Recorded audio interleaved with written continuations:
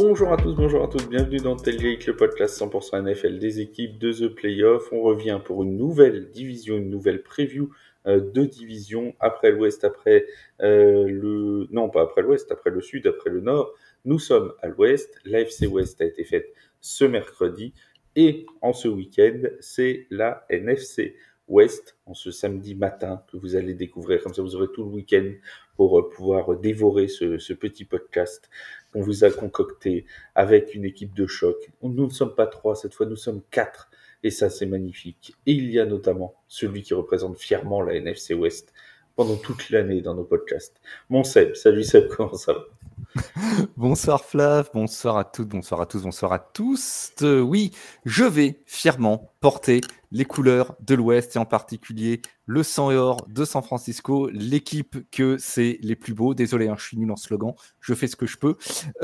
Mais on va bientôt avoir fini notre tour d'horizon et là on va aller goûter un petit peu au soleil de la Californie et de l'Arizona et un peu moins au soleil de Seattle. Il y a plein de choses à dire. L'État de Washington, ouais. C'est vrai que l'État de Washington, c'est moins... Ouais, niveau soleil, c'est moyen. C'est plus proche de Limoges, tu vois, en l'occurrence. Il y a beaucoup de choses à dire sur cette division parce que il y a plusieurs clubs où il y a eu beaucoup de mouvements. Et avec la hiérarchie un peu bouleversée qu'il y a eu la saison dernière, il y a plein de choses intéressantes à en tirer. Celui donc qui représente fièrement la NFC Ouest, c'est notre Seb. Celui qui représente, on ne sait pas quoi d'ailleurs, mais en tout cas sûrement pas le talent. Mon Yaya, salut, comment tu vas ? Écoute, ça va très bien. Bonjour à toutes, bonjour à tous. Un bonjour particulier, comme on parle de cette division, à notre amie Marine, notre nouvelle auditrice. Mani, oui, ta grande tout à amie. fait. Oui, tout à fait. Bref, nous ne dirons pas tout. Allons-y. Exactement. Alors, Seattle, qui est certes pas connu pour ça, mais qui est connu pour le grunge, les années 90, tout ça. C'est connu pour Grey's Anatomy aussi. Ah oui, et Starbucks. Et Boeing. Dans l'anatomie, d'habitude, ça te connaît, mais là, pour une fois, t'es passé à côté. Bon Flo de French Touchdown, comment tu vas ? Ça va. On commence à être habitué. On va s'amuser encore ce soir, je pense, avec une très belle division, très serrée, je pense.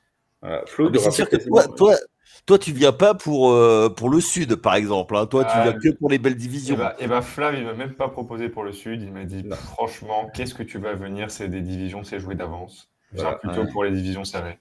Par contre, je rappelle, et ça c'est vrai, que lors du premier message qu'on a échangé, enfin le premier message concernant les podcasts de preview avec Flo, je lui ai demandé quelles divisions pourraient t'intéresser, et la première qui m'a répondu, c'est l'AFC Nord, parce qu'il voulait parler des Browns. Et ça, c'est vrai. Oui. Décidément, c'est une constante cette année. Tout le monde veut parler des Browns. Tout le monde veut parler des Browns, mais surtout que moi j'ai un maillot derrière là qui est encore en suspens. J'espère qu'il va le rester, parce que Sanders va falloir qu'il passe le cut.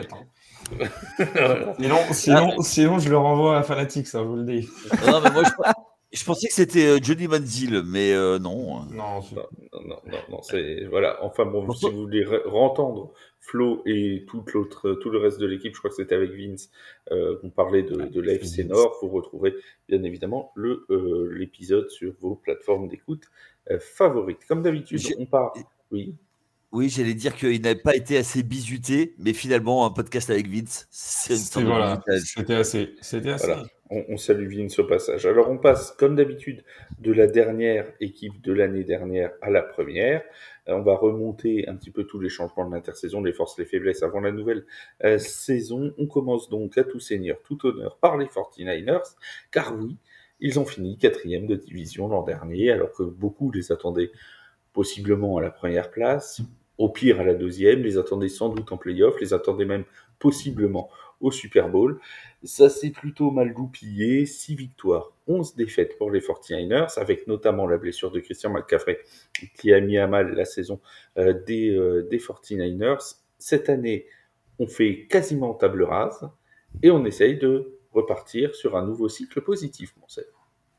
En effet, qui l'eût cru en début de saison 2024 que la saison serait si catastrophique pour San Francisco. En ce qui me concerne et en tant que fan, puisque nos auditeurs le savent maintenant, j'abandonne toute objectivité quand il s'agit des 49ers, et je l'assume, lorsque dès la 2e journée, ça passe pas contre Minnesota, on sent qu'il y a quelque chose qui ne va pas dans cette équipe, et dès le début du championnat, cette équipe avait l'air au bout du rouleau, épuisée, crevé, fatigué, certainement par 2-3 saisons consécutives où elle a été en tension permanente. Bilan, une avalanche de blessures. Jamais les Niners n'ont pu aligner leurs 22 titulaires au même moment sur le terrain. C'est quand même assez incroyable. Et la chute très rude. L'attaque a terminé très bas, 12e au sol, mais la défense a coulé. 29e en scoring, 5e à la passe, 18e au sol. Une attaque qui a encaissé énormément de points. Alors, est-ce que c'est la fermeture de la fenêtre de tir, voire même les persiennes qui claquent violemment? L'effectif a quand même enregistré le départ de 8 starters lors de l'intersaison, dont 4 pro bowlers et de Dre Greenlaw, et en particulier en défense. Est-ce qu'on est au début d'un nouveau cycle? Eh bien, espérons-le, hein, la défense a connu un très gros lifting avec le retour déjà de Robert Saleh en tant que defensive coordinateur après une expérience qu'on qualifiera de mitigée en tant que head coach aux Jets de New York. Voldemort, c'est mon pote Voldemort. Voilà. Il n'est pas tout à fait dans la même condition que lors de son arrivée en 2017. Parce qu'en 2017, il prend une défense qui est vraiment au fond du trou, hein, qui est classée 32e de la ligue, pour l'amener au sommet. Là, il se retrouve avec une défense qui a connu sa fierté et qui doit la retrouver. Le point faible de cette défense qui a fait très mal, et notamment en fin de saison, ça a été la défense au sol. Ils ont alloué 100 yards au running back adverse à 5 reprises lors de leurs 7 derniers matchs. Ça n'était jamais arrivé lors de leurs 55 matchs précédents. Ils ont toujours 2 des meilleurs joueurs de la ligue dans leur effectif, Nick Bosa et le linebacker Fred Warner, qui est vraiment l'un des tout meilleurs linebackers de la NFL. Et preuve qu'ils ont besoin de revitaliser cette défense, ils ont drafté 5 défenseurs de suite cette année lors de la draft. C'est la première fois depuis 1981. On compte beaucoup d'ailleurs sur ces rookies, en particulier sur le defensive end Michael Williams, qui va devoir remplacer des noms comme Malik Collins ou Javon Hargrave qui sont partis. Alfred Collins et CJ West, on attend également beaucoup de leur part sur la ligne défensive. Le backfield pourra compter sur Deomodore Lenoir, 85 plaquages l'année dernière, qui s'est affirmé en tant que valeur sûre en 2024. Le rookie Upton Stout va s'ajouter en tant que slot corner, ce qui devrait permettre à Lenoir d'évoluer uniquement à l'extérieur, là où il est le plus à l'aise, et possiblement former un duo redoutable avec Renardo Green. En revanche, il y a une grosse question sur le poste de safety, parce qu'il va falloir remplacer Taloa Hufanga sur le poste, et Malik Mustafa sera absent pendant tout le début de saison. Alors, on passe aux Cardinals. je rigole. Non, et encore, je n'ai pas parlé d'attaque, hein, messieurs. Oui, non, mais on va en parler, t'inquiète pas. J'ai parlé de... T'as parlé, Seb, à juste titre des absents. Enfin, non, pas des absents, mais des joueurs qui ont été transférés, qui sont partis. On va citer notamment donc Jordan Mason, Elijah Mitchell, Deebo Samuel, Jalen Moore, Aaron Banks, Malik Collins, Javon Hargrave, Leonard Floyd, Dre Greenlaw, Devondre Campbell, Chavarius Ward, Isaac Idom, Talanoa Hufanga. Bref, ça fait quand même un sacré paquet de joueurs qui sont partis pour un vraiment... là, voilà, c'est un peu table rase. Alors, tu disais, tu n'as pas parlé de l'attaque. J'ai mentionné la blessure de Christian McCaffrey. C'était au camp d'entraînement, peut-être même avant le camp d'entraînement l'an dernier, des 49ers. On nous avait dit, il va revenir semaine 2, puis semaine 5, puis semaine 7. Bon, finalement, il est revenu avant de se reblesser. Je crois que c'était contre les Bills dans un match sous la neige, si je ne dis pas de bêtises. Est-ce que, Yaya, la bonne saison des 49ers dépend de Christian McCaffrey? De l'état de santé de Christian McCaffrey. Forcément, quand tu as un joueur de ce niveau, c'est un game changer. Il te fait passer d'une équipe moyenne à une équipe bonne. On sait que c'est son arrivée qui les a poussés vers l'excellence. Il était injury prone quand il était du côté de Carolina. c'est revenu un petit peu. Alors Seb l'a dit, c'était une équipe qui était sous tension pendant pendant quasiment 2 voire 3 saisons. C'est normal qu'au bout d'un moment, les joueurs, quand tu tires un peu trop sur la corde, se blessent. Mais effectivement, pour moi, CMC, c'est le joueur clé. Il permet à la fois d'enlever un peu de pression au quarterback avec un jeu de course, de faciliter le jeu aérien, surtout que on ne sait pas qui va être le receveur numéro 1 véritable. Est-ce que quelqu'un va se révéler pour être un vrai numéro 1, ou alors est-ce qu'on va jouer beaucoup sur Kittle? Pour moi, ça va être un peu, c'est ça un petit peu la clé pour moi. Il y a juste une petite chose que je voulais parler sur la défense. Du côté du backfield, moi, je suis très déçu du côté des Niners de pas avoir gardé notre Maceo Bird national, qui est voilà. Donc, s'ils se font trouer, ils n'avaient qu'à garder Maceo. Voilà. Tu es en train de nous dire qu'avec Maceo, il se serait pas fait trouer. Je ne sais pas. J'adore Maceo, le problème n'est pas là. C'est pas le sujet. Non, je voulais juste. J'ai un doute sur la fiabilité de l'argumentaire. Oui, mais écoute, ils avaient qu'à le garder au moins dans le practice squad, et voilà. Voilà, il faut être un peu chauvin de temps en temps, en plus c'est un bon gars qui est super sympa. Donc voilà. Je voulais juste glisser juste ça. En fait, tu avais juste envie de parler de Maceo, quoi. Oui, et de lui passer le bonjour. Non, lui passer le bonjour, bien évidemment. Voilà, parce que toi tu ne l'aimes pas, parce que quand tu le croises à Bobin, t'essayes de lui mettre des chassés. On t'a vu. C'est pas vrai du tout. On a discuté avec Maceo, qui est quelqu'un d'extrêmement sympathique. C'est vrai que après on regrette tous qu'il ne soit pas gardé par les 49ers. Mais bon, ils ont fait leur choix. En parlant de l'attaque, tu parlais des receveurs et du manque possible de receveur numéro 1, Yaya, c'est vrai qu'on a ce problème-là, parce que Deebo Samuel est parti, Brandon Ayuk est blessé pour 6 semaines. Au moins 6 semaines. Au moins 6 semaines. C'est ce que ça a donné l'année dernière, la blessure de Christian McCaffrey qui devait être absent 3 semaines. Rien ne dit qu'on va pas être à 7, à 8, à 9, à 10, on n'en sait rien à ce moment-là. Il y a Jawan Jennings qui est un petit peu blessé aussi. Qui négocie son contrat et qui a dit que s'il n'était pas révalorisé, peut-être qu'il chercherait un trade. Voilà. On en arrive à Ricky Persol après. Tu vois, alors qu'il est un très bon joueur. On ne va pas rappeler toute l'histoire de Ricky Persol qui l'an dernier a probablement pas pu connaître la saison qu'il aurait méritée à cause d'un drame qui lui est arrivé, mais il s'en est miraculeusement sorti. Mais on a quand même effectivement, Flo, peut-être une grosse question au niveau du poste de receveur chez les 49ers. Tout à fait. Je rajouterais même le poste de running back aussi, parce que donc le poste de receveur, déjà, comme tu as dit, il y a quelques noms quand même qui sont intéressants sur le papier. Je rajouterais même Demarcus Robinson, qui arrive des Rams, qui était un ancien des Chiefs, qui est un bon receveur qui peut faire du bien dans certains matchs. Et aussi, du coup, Russell Gage, anciennement à Atlanta. Ce sont deux quand même receveurs d'expérience qui pourraient ramener un petit peu, comme tu dis, un petit peu leur touche, parce que oui, score de receveur, entre les blessures et les départs, il va manquer du monde. Et même moi, je rajouterais du coup le poste de running back, parce que derrière Christian McCaffrey, on perd Jordan Mason, qui s'est complètement révélé durant la blessure de McCaffrey l'an dernier, qui est parti chez les Vikings. Et en fait, derrière, il y a un petit trou quand même. On a Guerrero, qui a fait 2-3 matchs, il me semble, l'année dernière. Qui a fait quelques bonnes choses, mais c'est vrai qu'il faut qu'il puisse prouver. Donc on a l'impression que c'est un petit peu comme l'année dernière, où cette équipe, alors là cette année, il y a vraiment le chantier défensif plus le chantier offensif.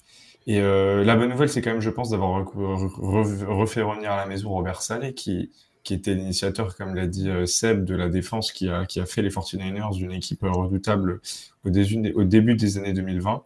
Et c'est vrai que depuis que Demeco Ryan était parti chez les Houston Texans, on avait un petit peu perdu cette touche défensive, cette force qui faisait les 49ers. Donc à voir cette année, cette équipe, si elle va réussir à retrouver un équilibre défensif et faire monter des joueurs en attaque, parce que sur le papier, au début de la saison, j'en vois pas trop. Moi, je suis assez frappé par le nombre déjà.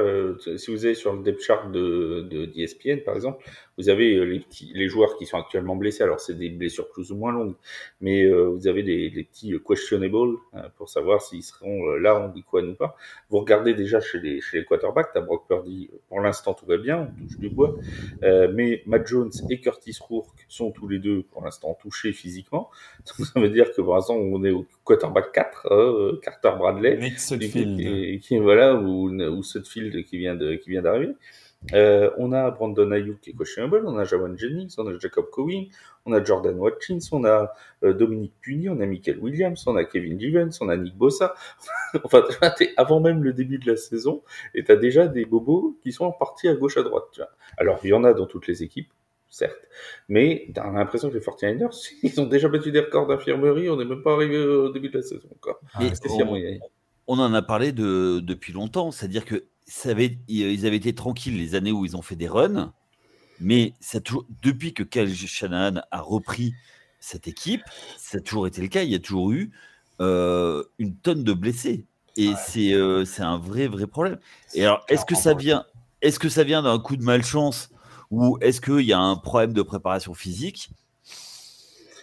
D'ailleurs, est-ce que pour toi, Seb, c'est je ne veux pas dire la dernière chance parce que ça fait un peu journaliste qui fait du sensationnel, mais est-ce que c'est vraiment un tournant important pour Kyle Shanahan cette saison? Est-ce que s'il se loupe, il y a une chance que on lui dise au revoir à la fin de saison? Alors, il y a une potentialité de fin de cycle qui est peut-être déjà entamée, ou de début de nouveau cycle. Je pense pas que ce soit la saison couperée pour Kyle Shanahan. Du moins, c'est pas les. Faudrait vraiment un bilan catastrophique. Faudrait vraiment un truc. Voilà, s'il y avait une catastrophe au cours de la saison, c'est-à-dire que s'il commençait avec 5 ou 6 défaites d'affilée, là la question pourrait sérieusement se poser. Voilà, ils nous font une Bengals comme on les aime bien, et ils lancent leur saison en semaine 14. Non, là, la question effectivement pourrait se poser. Là, avant le départ, avant le kick-off de la week 1, a priori, c'est pas d'actualité.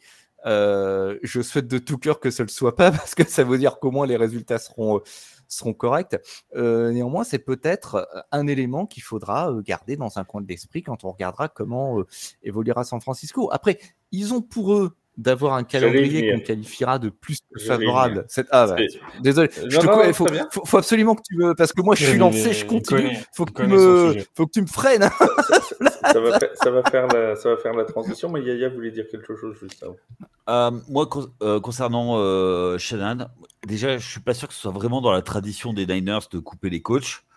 Avec George Lynch, ils forment c'est un duo. Donc, ça voudrait dire qu'il faudrait que tu vires à la fois le GM, à la fois le coach. Et je ne le vois pas venir.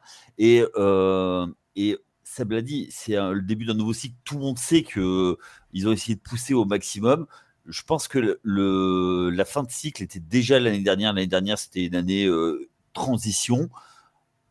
On a essayé de combler. Et là, on a décidé de repartir vraiment sur une page, quasiment sur une page blanche. Donc, non, je vois pas du tout un hot seat.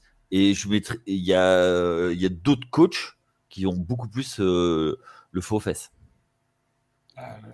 La différence, c'est que la saison dernière, en début de saison, enfin quand la saison se lance, ils sont favoris, débute plutôt. Personne n'imagine que les Niners sont en fin de cycle. Voilà, je te rejoins. Pour moi, ils sont début de saison dernière, ils sont quand même sortis du Super Bowl. Bon, où ils perdent encore une fois très serré avec les Chiefs, et ils sont favoris sur les charts. Et c'est un peu. Sur la NFC, oui, ils sont favoris. Je crois qu'au niveau des books, ils étaient dans les. Je sais pas si les Chiefs n'étaient pas devant. Je sais pas. Ouais, mais c'est ce qui s'est passé déjà en 2021, en 2020-2021, quand ils perdent le Super Bowl. L'année suivante, ils se bananent complet. Donc, est-ce qu'il n'y a pas aussi une espèce de courbe, Super Bowl hangover. Voilà, Super Bowl hangover, et puis hop, on revient après les années d'après, donc à voir. Oui, mais ce que je veux dire, c'est que les gars, ils étaient rincés. Mais on pouvait pas le voir parce que on n'était pas aux entraînements, on n'est pas aux entraînements. Ça s'est vu. Ça s'est vu dès le début de saison.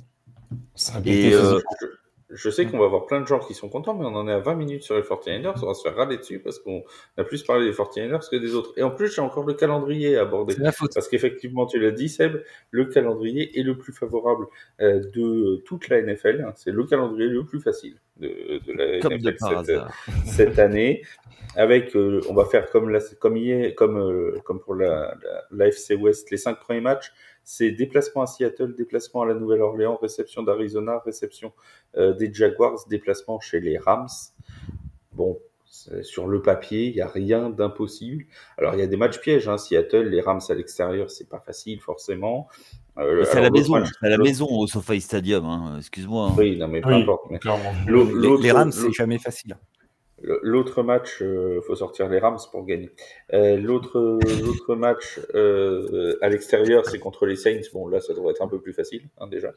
Et puis après, Arizona, Jacksonville. Et la fin de saison, moi, c'est surtout la fin de saison qui m'intéresse. Sur les 4 dernières semaines, tu as Tennessee, Indianapolis, Chicago et Seattle. Si là, en plus, tu sors de bye week, ils sont très tard en bye week, en semaine 14, tu sors là et tu as un run à faire pour aller chercher les playoffs, tu as 4 matchs qui, sur le papier en début de saison, semblent quand même plutôt accessibles. Ouais, et puis, même si tu regardes sur l'ensemble de la saison, parmi les équipes qu'ils affrontent, tu n'as aucun contender. Bah, ils croisent avec la FC Sud, ils croisent avec la NFC voilà. Sud. Ils croisent avec la FC Sud et la NFC Sud. On pourrait mettre Houston, peut-être. AFC Nord, parce que je vois qu'il y a un match contre Cleveland. Mais non, en fait, ils croisent contre le 4e de la FC Nord. Oui. Ils croisent contre le 4e de la FC Nord. Voilà. Et alors que les autres, ils vont se taper les Bengals, ils vont se taper les Ravens et tout. Tu vois, le premier de division de l'an dernier va se taper les Ravens, pendant que les 49ers, ils prennent les Browns. Franchement, les 49ers, techniquement, ils doivent être... à partir du 25 novembre, ils font quand même un bel enchaînement. Hein. Carolina, Cleveland, Tennessee, Indianapolis, Chicago. C'est quand même... Il y a plus, sur le papier, il y a plus violent. Il y a plus violent, ouais. Voilà. Prends celui des Giants, tu vas voir, c'est plus violent. Mais les 5 premiers matchs, ils vont être tendus parce qu'ils font quand même 3 matchs de division. Et 3 à l'extérieur. Et les 3 à l'extérieur. Non, Arizona à domicile. Oui, mais 3 matchs à l'extérieur et 3 matchs de division. Ouais, c'est ça, 3 matchs à l'extérieur. Donc, ça va être intéressant, je pense, de jauger déjà l'état de forme au bout de ces 5 matchs. Disons, ça peut donner le ton de la saison, ces 5 premiers matchs, pour eux. Dans les circonstances dans lesquelles ils se trouvent. Après, évidemment, même s'ils finissaient avec un excellent bilan, on pourra toujours arguer que c'est un bilan entre guillemets. Après, tout dépend de comment ces équipes vont performer, mais a priori, un bilan entre guillemets en carton parce qu'ils auront été forts contre des équipes faibles. Mais il y a beaucoup de victoires à prendre sur ce calendrier et il faudra les prendre. C'est clair. On passe aux Cardinals, 8 victoires, 9 défaites l'année dernière, 3e de la division NFC West, pardon, pourquoi je les ai mis en AFC, NFC West, 3e de la division, les Cardinals qui, bon, bah c'est toujours un peu pareil, mon yaya, Kyler Murray l'an dernier a réussi à faire une saison complète, on sait que chez lui c'est toujours un peu compliqué avec les blessures. Ils ont une ligne qui, normalement, est censée le protéger au maximum pour que, justement, il puisse garder ce bon état de santé. Est-ce que toute la saison des Cardinals repose sur l'état de santé de Kyler Murray? Ben, complètement. Kyler Murray, alors déjà, ils perdent un joueur de ligne, forcément, parce qu'il est obligé de lui faire la courte échelle, parce qu'il est tellement petit, le pauvre Kyler Murray. C'est pour ça que vous écoutez Tailgate, hein. C'est pour l'analyse profonde, c'est pour le talent, c'est pour l'expertise qui se dégage de chacun de nos chroniqueurs. Et là, c'est vraiment brillant de se dire, on va lui faire la courte échelle. Est-ce que d'ailleurs, il n'y aurait pas un match contre Bryce Young pour faire un super duel de grands quarterbacks entre Bryce Young et Kyler Murray? Je crois qu'il y en a en plus. Oui, tout à fait. Non, mais plaisanterie mise à part, c'est vraiment une saison qui va être charnière pour les Cardinals. Ils ont construit toute une équipe pour Kyler Murray, et si ça ne décolle pas, si ça reste s'ils ne prend pas au moins la 2e place et que ça ne joue pas les playoffs, ben franchement, ce serait compliqué. Il a des cibles. Kyler Murray, l'année dernière, c'est 3851 yards. Il a Marvin Harrison Jr. Il y a James Conner qui fait 1094 yards à la course. Il y a McBride, le tight end. Et donc voilà. Donc, c'est vrai que tout repose sur la santé de Kyler Murray en attaque. malgré tout, ben, en fait, il y a toujours un truc mitigé avec les Cardinals. On parlait hier des équipes qui faisaient le nombre. On a un peu l'impression que c'est ça. C'est-à-dire que Exactement. qui gagnent, qui perdent. Je crois que ça change pas grand-chose à qui que ce soit. On salue les fans des Cardinals. Oui, mais tu vois, c'est dommage parce qu'il y en a qui sont arrivés au football par Jerry Maguire avec les Cardinals, tu vois. Donc, Kurt Warner. moi, ouais, l'année qu'ils font où ils vont au Super Bowl, effectivement, Larry Fitzgerald, tout ça. Tu vois, c'est une franchise. On pense qu'ils sont. Chaque fois qu'on pense qu'ils peuvent être vraiment pas loin de sortir, bah, ils font rien. Donc là, ils ont blindé un peu la défense cette année. On va voir si la défense qui progresse plus Kyler Murray qui fait une saison comme on attend. Il a fait son 2e total en carrière en termes de yards l'an passé. S'il reste en santé, ben, on peut peut-être avoir une bonne surprise. Mon Seb, je t'entendais souffler. Il y a quelque chose qui ne va pas. Alors ouais, moi je suis pas entièrement Bah, d'accord. rentre Je suis un peu dedans. plus nuancé que Vas-y. Kylian. Moi, cette équipe, depuis 2023 et l'arrivée de Jonathan Gannon, on sent quand même qu'il y a un vrai changement de culture et qu'il y a un petit vent d'optimisme qui souffle dessus. Et moi, je ne serais pas surpris que actuellement les fans des Cardinals, ce qu'ils attendent de la part de leur club, c'est les playoffs. Faut pas oublier, ils ont eu leur destin entre leurs mains la saison dernière. Ils ont été premiers de la poule et la place leur échappe quand même de peu. Ils sont doublés par les Rams dans la dernière ligne droite, peut-être parce que c'était pas assez, c'était trop peu, trop tard pour eux. Alors, est-ce qu'ils peuvent passer ce step cette saison? Alors là, c'est là, moi, où je me pose des questions. Je me dis peut-être, mais peut-être pas. Comme tu le disais, autour de Kyler Murray, il y a quand même un petit Sting. Après, Marvin Harrison Jr., il y a un petit l'an dernier quand même. Ouais, voilà, la connexion n'était pas forcément folle. Voilà, la connexion avec Marvin Harrison Jr., tu sens qu'il y a du travail. Mais peut-être que ça aurait été travaillé au camp, parce que Marvin Harrison Jr., il fait quand même une saison rookie très correcte. Il égale le nombre de touchdowns marqués par un rookie pour le club. Il renjouait quand même Larry Fitzgerald et Anquan Bolding au casting. Excusez du peu. Donc, et autour de Kyler Murray a pas vraiment changé. La totalité de sa ligne offensive est de retour, dont le tackle Paris Johnson, qui joue au passage. Paris Johnson joue tackle sans interruption depuis le lycée, depuis la high school. C'est quand même du jamais vu, rarement vu, du moins dans le foot américain professionnel. Le jeu va être très orienté au sol à nouveau. Pourquoi se priver quand James Conner performe? En attaque, il y a certaines pièces qui sont en place. C'est sur la défense qu'ils ont fait un très très gros travail. Il y a eu de très grosses arrivées avec Josh Sweat qui arrive de Philadelphie, pardon. Il connaît très bien Jonathan Gannon en plus, puisqu'il l'avait, je pense qu'il était déjà là quand Jonathan Gannon était à Philadelphie aussi. Donc, oui. Absolument. Il était là quand Jonathan Gannon était à Philadelphie. Les Campbell qui vient pour sa 18e saison, qui va amener de l'expérience. Dalvin Tomlinson qui est arrivé aussi. Donc côté défense, Nick Rallis, on sent qu'il a envie de construire le même type de D-line que Philadelphie, justement. D-line qui a été essentiel pour la victoire de Philadelphie au Super Bowl. Idem à la draft.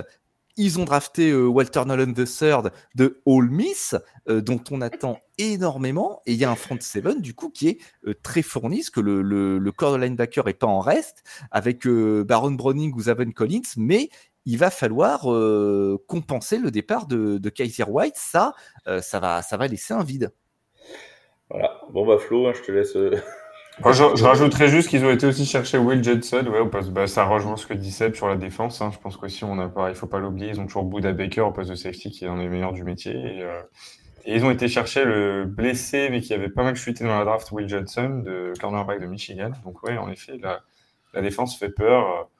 Bon, après, je rejoins ce que les deux compères ont dit. C'est un peu pour moi, je rejoins totalement Yaya. C'est une équipe, chaque année, on se dit elle fait le compte. Et quand on les attend, on peut être déçu et quand on les attend pas, ils peuvent nous surprendre. Et c'était un peu le cas l'an dernier où c'est une équipe qui, voilà, Kyler Murray, on l'avait presque un peu oublié depuis. C'est une équipe qui peut évoluer sous les radars pendant presque 10 semaines. C'est ça. Si elle fait Et pas, se dire, si elle mais est en fait, pas, cette équipe, elle est en 10-0, 7, elle est en 7-5, cette c'est équipe. ça. Elle peut totalement jouer la première place. Mais- Surtout que c'est une division à chaque fois qui est quand même très serrée parce que même les matchs de division sont très, très importants à l'NFC West. Et s'ils perdent pas les 2 derniers matchs, ils sont playoffables. Ils sont playoffs. Ouais, je pense Mais- qu'ils perdent un match contre les Rams, il me semble. Oui. Ouais. Et c'est là où ils perdent tout, en fait. Exactement. C'est-à-dire qu'au moment où ils doivent montrer qu'ils sont l'alpha dog qui doivent être, bah, du coup, ils le font pas. T'as la semaine d'avant, tu as la défaite en overtime contre Carolina, qui est un crève-cœur et qui les fait basculer en bilan négatif à 7-8, alors que c'était avec les Rams qui arrivaient la semaine d'après, c'était ce match-là contre Carolina qui semblait apporter pourtant qu'il fallait gagner. Donc ils avaient leur destin entre leurs mains et ouais, ça leur a échappé du bout des doigts, quoi. Est-ce que ce serait pas un peu la finalité de cette équipe des Cardinals qui à chaque fois l'année ou la première année ou la deuxième, je crois que c'est la première où il y a Kyler Murray où ils font une très bonne saison et encore une fois ils arrivent en playoff et ils font flûte quoi. Au moment où on les attend le plus, et ils choquent. La culture a changé, mais ils ont pas. C'est un club de toute façon qui n'a jamais eu de culture de la gagne réellement. Ouais. Donc j'ai l'impression que justement quand ils se mettent à gagner, il y a un peu un mouvement de panique et ils savent pas quoi faire de tout ça. Ça manque de leader, on va dire. Exactement, ça manque de leadership. Ils ont perdu, je pense aussi, J.J. Watt qui leur manque grandement dans le vestiaire. Et Larry Fitzgerald. Voilà. Et c'est vrai qu'on a vu cette saison dingue aussi la saison dernière de Trey McBride, le tight end qui avait réussi un nombre incroyable de réceptions et de yards, mais qui n'avait pas marqué de touchdown jusqu'à l'avant-dernière journée, si je dis pas de bêtises ou quelque chose comme ça. Il est arrivé vraiment très très tardivement ce premier touchdown, alors qu'il avait une production assez importante toutes les semaines. Comme pour les autres, on va parler un petit peu du calendrier des Cardinals. Alors, grosso modo, ça croise avec la FC Sud et la NFC Sud. Ça, c'est comme pour les 49ers, mais forcément, eux, le croisement avec la FC Nord, il va être un peu plus compliqué puisqu'ils vont jouer les Bengals et ce sera en week 17, donc en plus en position où tu peux jouer les playoffs et ce sera à Cincinnati. Ah ouais. Donc, les Bengals joueront aussi leur vie à mon avis à ce moment-là. Sans doute, après leur 0-5, il faudra qu'ils récupèrent des matchs. Par contre, les Bengals et Joe Burrow joueront leur vie. Par contre, le tout début de saison est plutôt clément pour nos amis de l'Arizona. Déplacement à la Nouvelle-Orléans, réception des Carolina Panthers. Ensuite, c'est San Francisco, Seattle, Tennessee et Indianapolis. Il y a moyen quand même de partir sur une dynamique plutôt positive. 4-2 là. T'as un 4-2 qui est faisable. Ça peut bien partir. Ça peut bien se goupiller. Normalement, les deux premiers, ils sont à leur portée quand même. Apparemment, les Panthers, pas forcément. L'an dernier, on a vu que. Et puis cette année, ils vont arriver encore une fois avec un bon corps de receveur avec Bryce Young. Pourquoi pas venir upset Bon, ils jouent à domicile quand même. Faudrait pas blaguer en deuxième semaine. Ouais. Ou les Saints, ils peuvent gagner aussi. Bon, allez. Ah ouais, ça vous mettrait bien dans la mouise. Oui, c'est vrai que ça ne nous arrangerait pas forcément. Oui, vu les objectifs de la saison pour la Nouvelle-Orléans, il ne faudrait pas que ça se reproduise trop souvent, quoi. Exactement. Et la Nouvelle-Orléans, la Nouvelle-Orléans va gagner 7 matchs d'affilée et derrière 10 défaites et hop, t'auras même pas le first pick. Et on va finir pick 12, tu vois. Tant qu'ils finissent pas Picsou, c'est déjà bien. Alors, on passe aux Seahawks au Seattle Seahawks, aux Seahawks de Seattle, comme vous préférez. 10 victoires, 7 défaites l'an dernier. Pas le titre de division, même s'ils avaient fini avec le même bilan que les Los Angeles Rams.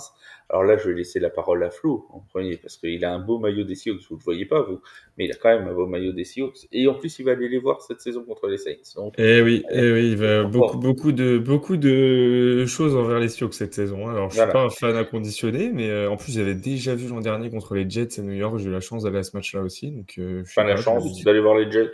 Oui, le match n'était pas fou, hein, on va pas se le cacher. Et il est très froid. On voit que Flo sait très bien choisir ses affiches qu'il va voir. C'est ça. C'était Jets, Seahawks l'an dernier, c'est Seahawks Saints cette année. Cette année, donc Visiblement, il l'année aime beaucoup prochaine, il faut la essayer d'aller qualité. voir Carolina Panthers Saints. Ouais, Comme ça, il aime beaucoup on la fait le- qualité de jeu. C'est ça qui Monsieur a me des plaît. goûts particuliers. Monsieur a des goûts particuliers. Comme moi, on dit dans moi, certains- plus le match il est pourri, plus je me dis il faut que j'y aille. Ouais, mais tu sais, à Carolina, il y a des matchs à même pas $1. Hein. C'est pour ça. Et puis en plus, il t'offre un Sweet Ouais. Caroline. Alors, Jets, il nous avait offert des petites Oh, oh, oh, Oh là là là Sweet là. Caroline. Diamond, oh là là là. Allez, celle-là, il faut la noter, celle-là. c'est pas mal. C'est pour le top 10 de Wake. Si Eh oui. tu Alors, écoutes. juste Bon, une c'est chose, top 1. j'ai juste envie de dire une chose. So good. Wake qui sera avec nous pour le podcast AFC Est, le prochain podcast de preview de division la semaine prochaine. La bagarre. Voilà, il y aura de la Revenons à bagarre. nos Revenons à Seahawks. nos Seahawks. Les Seahawks Oui. qui ont donc perdu Geno Smith, qui est parti, on en a parlé chez les Raiders, et qui accueille Sam Darnold. Coucou Sam Darnold. Ah oui, Sam Darnold qui arrive de Minnesota avec la lourde tâche de remplacer Geno Smith qui est parti rejoindre son ancien mentor, ancien coach Pete Carroll chez les Raiders. Sam Darnold qui a fait grosse saison et alors Drew Lock aussi qui vient backup Sam Darnold de l'éternelle question, est-ce que ce Drew Lock aura peut-être un jour la possibilité de s'exprimer en tant que vrai quarterback numéro 1? On sait pas trop et ils ont bétonné quand même, je trouve, sur la partie quarterback, parce qu'ils ont été chercher aussi Jalen Milroe, le quarterback d'Alabama à la draft. Et donc du coup, est-ce qu'ils ont, c'est assez intéressant de comprendre la recherche derrière. On se demande même si, alors ils ont pris Sam Darnold parce que c'était un petit peu le high pick en NFL. Et en fait, ils veulent chercher aussi peut-être Jalen Milroe qui était un peu qui était censé faire le taf l'année dernière, faire à la limite un des 2 premiers tours de draft. Et qui finalement a glissé. Donc chez les Seahawks, on sent qu'on est en reconstruction, on a perdu du monde au poste de wide receiver. Tyler Lockett ici présent. DK Metcalf présent par le maillot. Par le maillot, évidemment, parce que je ne prétends pas avoir son talent. Voilà, il n'est pas dans le podcast. Il ne s'est pas on aimerait bien. bientôt. Bientôt. On a essayé de le faire venir, il n'a pas voulu. C'est ça que tu disais tout à l'heure. Si tu veux un receveur de qualité, on en connaît un. Oui, à La Rochelle. À La Rochelle, oui. Aïe. Ouais. À La Rochelle. Un certain Cétodin. Oui, il paraît qu'il est même encore plus costaud que DK Metcalf. DK Metcalf, ça il faut le faire. Il a une tétine aussi, il paraît. Il a essayé de se reconvertir en cornerback dans le college football, mais c'est pas une grande réussite pour l'instant. Non. Il y a Jake Bobo aussi. Moi, c'est mon copain. Jake Bobo, il fait mal à tout le monde. Ça fait plaisir. Et il y a Cooper Kupp. Non, ça, par contre, c'est pas une blague. Cooper Kupp qui arrive aussi. Qui arrive de l'adversaire des Rams. Et Marquez Scantling aussi qui arrive de chez les Saints. Oui, et qui a été aussi chez tes Chiefs. Chez les Chiefs. Et donc, on voit qu'ils ont quand même essayé d'ajuster à chaque position. Alors, c'est quand même dur de compenser, à mon avis, le départ de leurs 2 receveurs stars. Mais moi, c'est sur la défense que je pense que ça peut tenir, en tout cas, déjà, parce qu'on a McDonald, le coach anciennement des Ravens, qui avait fait de cette défense une très bonne défense, qui est maintenant à Seattle. Et j'ai les certitudes sur la défense, moins sur l'attaque, et pourtant il y a quand même un sacré réservoir. Ils ont aussi un très bon jeu au sol avec Kenneth Walker, qui est un petit peu blessé, mais ils ont surtout Zach Charbonnet en second, qui je trouve est sous-coté et qui mériterait peut-être un rôle de running back numéro 1.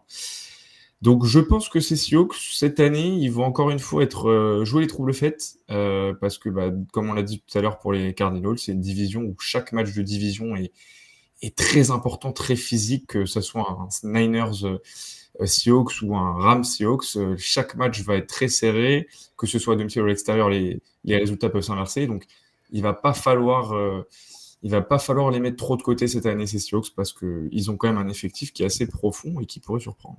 Non, il y a les Seahawks, tu crois? Pas du tout. Mais alors vraiment, pas du tout. Alors ce qui est bon, rien, Cory. Ce qui est une bonne chose pour eux. J'ai beaucoup. Oui, c'est une bonne chose parce qu'on rappelle que tu es nul en pronostic. Donc, normalement, c'est plutôt un bon signe, effectivement, pour eux. Voilà, tout à fait. L'arrivée de Sam Darnold, je suis pas. Je sais pas quoi en penser. Surtout, il vient sans son copain Willy, en plus. Voilà. Surtout Darnold, est-ce qu'il va être capable de refaire cette saison loin d'O'Connell? On sait que le début de saison avait été compliqué. Est-ce que là, cette année, il a un contrat à 100 millions de dollars? Est-ce qu'il va est-ce qu'il va pouvoir assumer ce contrat, cette nouvelle pression? J'ai ce petit goût là qui me dit attention. Après, effectivement, le jeu au sol va être performant. Tu en as parlé, Flo. Cooper Cup, qu'est-ce que ça va donner? Est-ce que maintenant il reprend un poste de numéro 1? Est-ce que ça va être le cas encore? Je sais pas. Et C'est Jackson ça, en fait. Smith, hein. Jackson Smith qui Ouais. reste, à mon avis, numéro 1 et Cooper Cup Smith 2. and Jimba, ouais. Ouais. Je suis d'accord. C'est vrai, je l'avais oublié dans mes notes, mais l'ancien d'Ohio State, de mémoire. Pour une fois que ta mémoire te fait pas défaut, toi, tiens. Oui, tu sais qu'on m'appelle l'éléphant, hein, donc s'il te plaît. Et c'est pas pour toi. Et c'est ni pour les oreilles. Voilà. Mais ouais, j'ai beaucoup de mal avec cette équipe. Non, c'est pas une équipe qui sert à rien parce que c'est une place forte. Sur la défense, oui, je suis d'accord avec toi qu'ils vont être embêtants, mais il y a tout un chantier sur l'attaque, et notamment avec l'arrivée de Darnold. Je ne sais pas s'ils seront prêts en temps et en heure, et j'ai bien peur que eux, ce soit la deuxième partie de saison où ils progressent et qu'ils ne soient pas largués tout de suite, quoi. On va faire parler, j'adore faire parler Seb parce qu'il parle de ses rivaux de division, c'est toujours un moment délicieux, c'est comme quand moi je dois parler des Falcons, c'est absolument génial, ça me fait toujours plaisir, je les aime beaucoup les Falcons, surtout qu'ils finissent souvent derrière nous, mais voilà, bon, sauf cette année peut-être, enfin j'espère. Ils seraient bien capables les Falcons, rien que pour embêter les Saints, de finir devant nous, enfin de finir derrière nous, tu vois, ce serait juste pour nous embêter, mais je ne pense pas. Mon Seb, les Seattle Seahawks cette année, version 2025, avec Sam Darnold, avec des receveurs partis et d'autres arrivés, on en a parlé. Ça donne quoi, cette mayonnaise? Ça prend ou ça prend pas? C'est un Happy Meal pour McDonald's? Big Mac. Alors, en ce qui concerne Un Big l'attaque, Mac? je vais rebondir sur les remarques de Yaya. Effectivement, moi, je ne sais pas si la sauce va prendre. Darnold sans Kevin O'Connell, qu'est-ce que ça va donner? Il y a quand même des joueurs cadres qui sont partis. Certes, les arrivées sont de qualité, mais est-ce que ça va fonctionner? Il faut qu'il fasse attention à la ligne offensive. 54 sacs alloués, c'est le 3e plus gros total de la ligue. Notre ami Sam Darnold, il va pas être aussi à l'aise que derrière la ligne des Vikings la saison passée.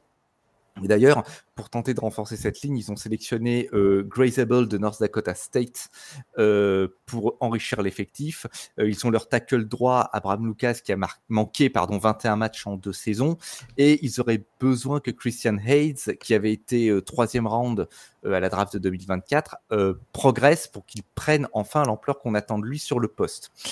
Du côté de la défense, la force, a priori, ça va être la ligne défensive. Byron Murphy, lui, met une pression salutaire qui permet à Leonard Williams de performer puisqu'il a réalisé 11 sacs la saison passée. Ils enregistrent l'arrivée de DeMarcus Lawrence de Dallas qui devrait booster un peu le pass rush lui aussi et amener de l'expérience. Et puis, dans le backfield, on a la merveille, un des meilleurs corners de la ligue, Devon Witherspoon, qui viendra est avec sa cuillère.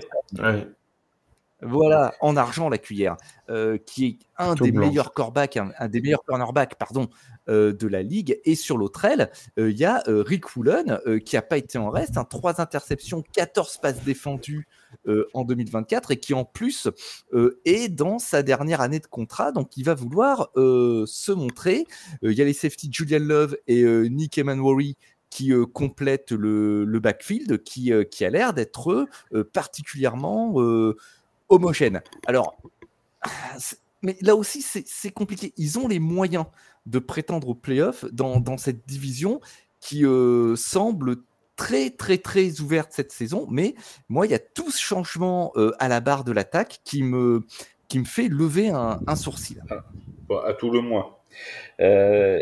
À tout le moins. Le calendrier des Seattle Seahawks pour le début, c'est une réception des 49ers. Ensuite, c'est match à Pittsburgh contre la Nouvelle-Orléans, à Arizona et contre les Buccaneers de Tampa Bay.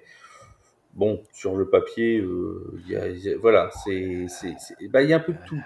En fait, tu sais pas trop sur quel pied danser, tu vois, parce que les Pittsburgh Steelers, qu'est-ce que ce sera, tu vois, au final. Ça va faire deux oppositions physiques quand même. Hein. Les deux premiers matchs. Ouais, voilà. Est-ce que week 2, tu vas avoir déjà tout qui se sera mis en place? Alors après, il y aura des retrouvailles, il y aura des choses comme ça, mais ça va être sympathique. Les Cardinals, ça reste qu'un match de division. Les Buccaneers, c'est pareil, tu vois. Buccaneers The Seahawks va sortir là avant la saison un favori.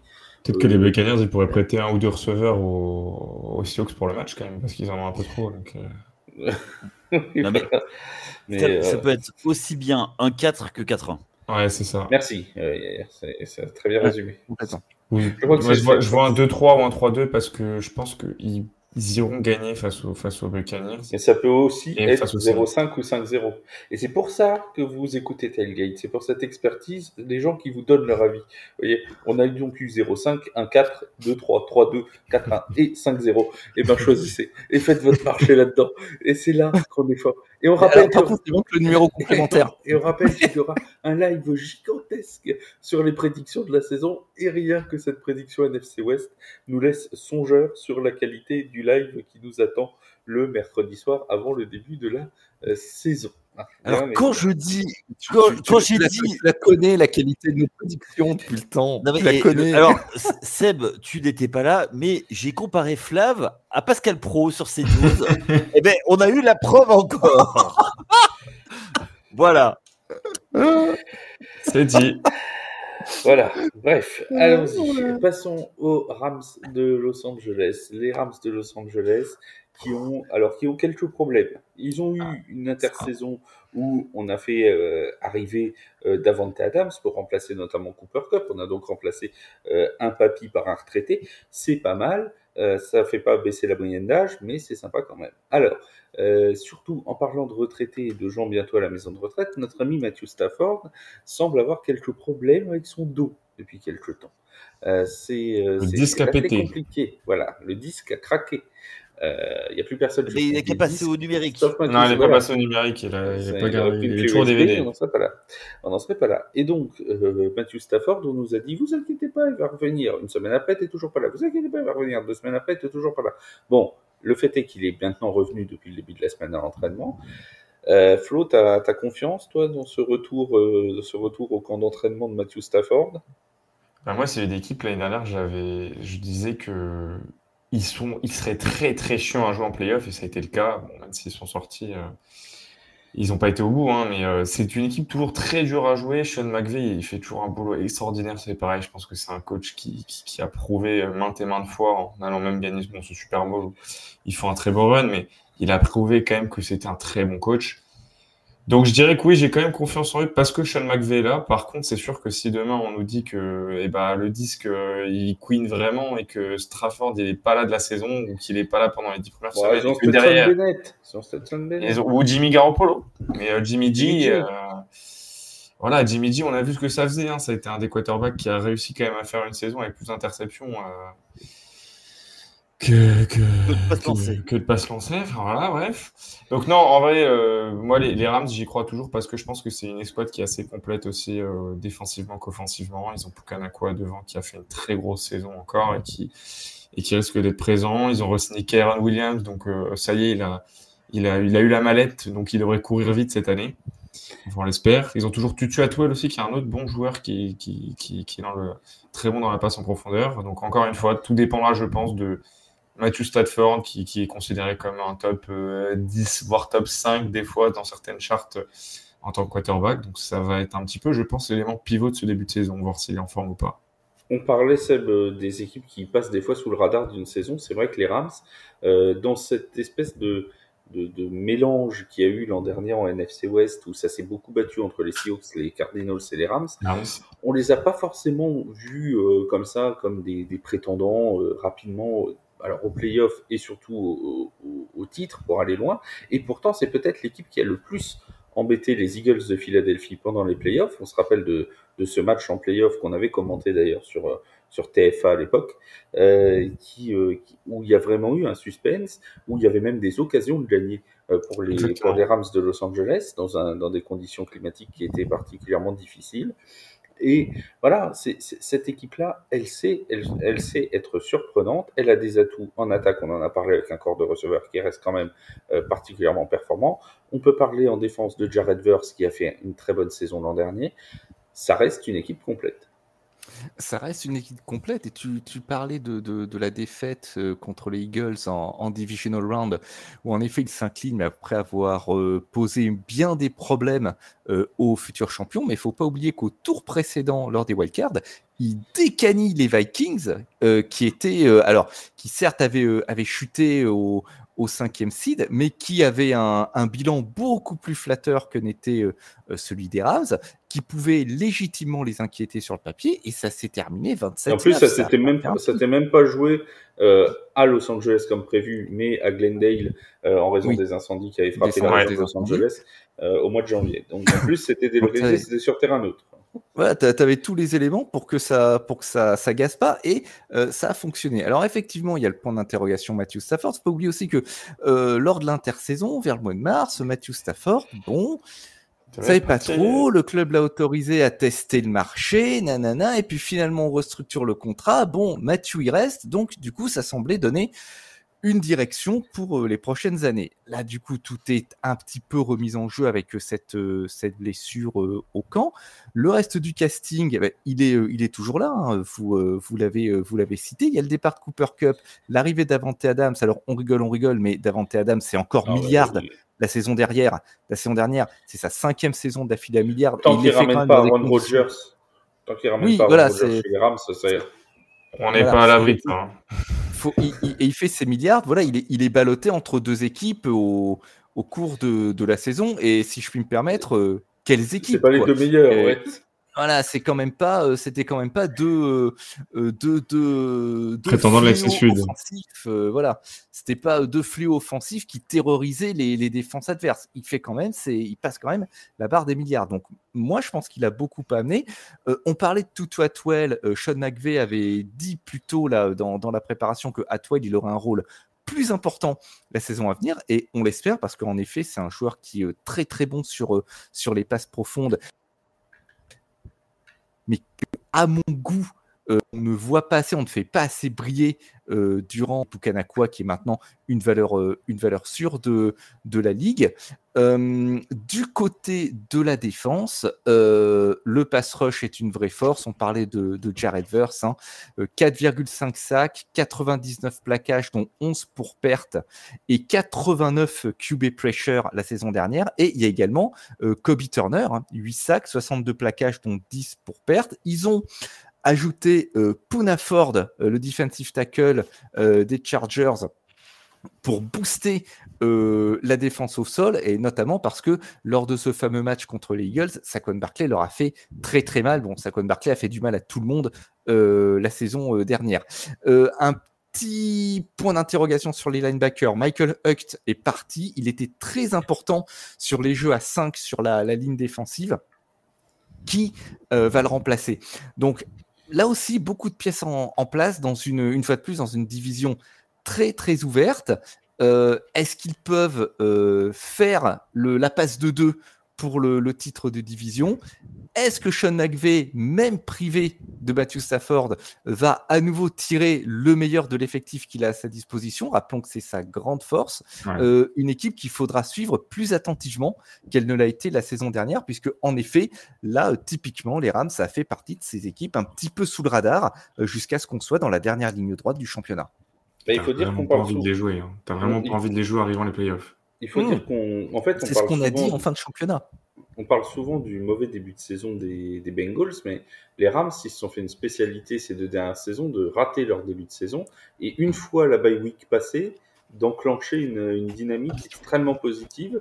Ça fait 2 saisons qu'ils nous font le coup. Alors cette fois, la bye week, elle est en week 8. Hein. Donc il va falloir quand même pas être à 0-7 non plus, quoi, parce que ça va être compliqué sinon. Mais tu vois, juste après la bye week, par exemple, ils vont avoir les Saints, les 49ers, les Seahawks, les Buccaneers, les Panthers et ensuite Arizona. Tu vois, ça peut permettre aussi. Alors bon, il y a les 49ers et les Seahawks, mais tu vois, il y a des duels de division qui sont Oui. qui sont serrées et des équipes hors division qui sont prenables. Donc ça peut aussi enclencher une dynamique assez sympathique à ce point de vue-là. On parlera du début de saison juste après, mais mon Yaya a sûrement des choses à dire sur les Rams. Ouais.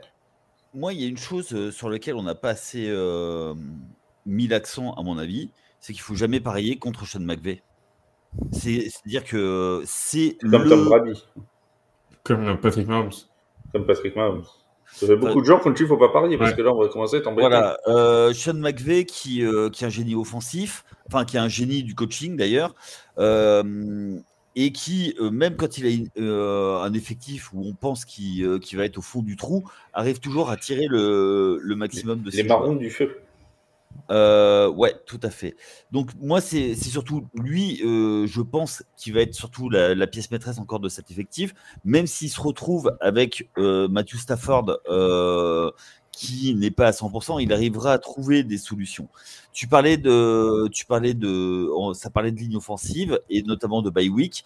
On sait qu'il a un jeu de bloc très spécifique et il faut le temps que la ligne s'adapte à ce que lui demande. Donc c'est souvent pour ça que ça prend du temps à la mise en place. Donc on va voir si cette année, effectivement, avec un peu plus de stabilité, ça peut tenir le coup. Donc pour moi c'est ça. Après, les autres équipes se sont beaucoup renforcées dans la division. Ça peut être un first to worst, ça dans tous les cas. Donc c'est très ouvert cette division. Moi, les Rams, je pense que s'ils ont une demi-occasion de prendre le titre de division, ils le prendront, sauf si effectivement les autres sont vraiment à leur niveau. Je vais juste parler du calendrier, du début du calendrier, et là on va aller jusqu'à la week 7, jusqu'à la bye week des Rams, parce que c'est particulièrement intéressant. Vous allez voir, ça va être assez difficile d'enclencher une dynamique, qu'elle soit positive ou négative, parce que en fait les adversaires qui vont jouer une semaine sur l'autre semblent d'un niveau quand même relativement inégal. Ils commencent contre Houston, ensuite c'est Tennessee, Philadelphie, Indianapolis, San Francisco, Baltimore, Jacksonville. Ça fait les montagnes russes. Ça fait un petit peu une équipe accessible, une équipe difficile, une équipe accessible. C'est vraiment...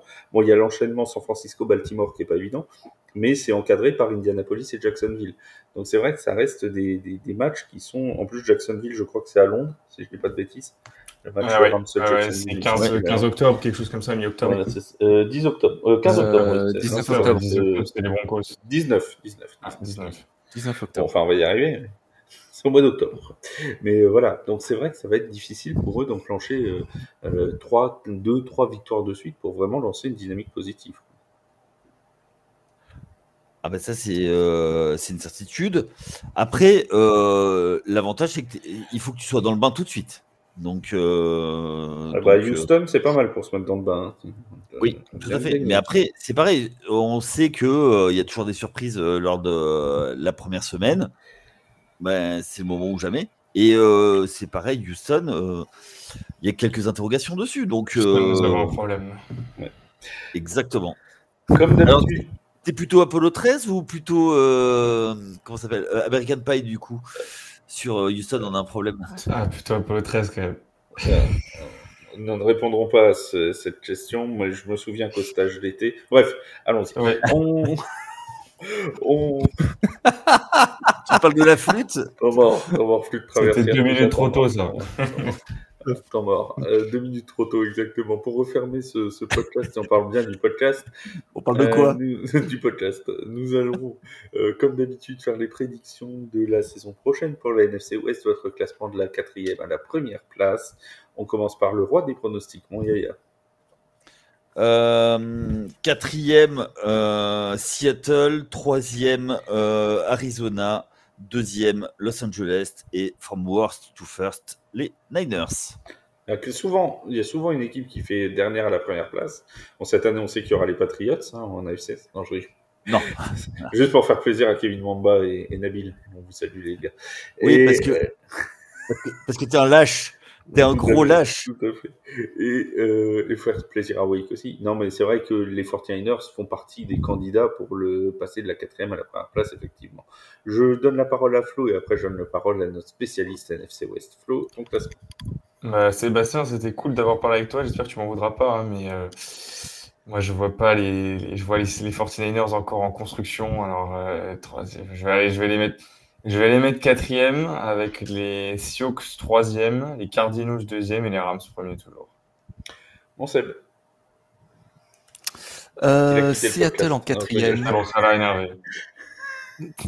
Seattle 4e, Arizona 3e, San Francisco 2e et les Rams 1er. Très bien. Voilà. Donc on a de tout. Hein. On a du San Francisco, du Rams, on a du San Francisco 1, 2, 4. Voilà. Tout ça pour dire que la NFC West va être particulièrement. Donc ils finiront 3e donc. Sans doute. Avec notre chance, c'est bien probable. Ce sera très difficilement. C'est difficilement lisible, mais ça on le sait, c'est une division qui risque d'être assez disputée. Voilà, très disputée et très compétitive. N'est-ce pas la meilleure?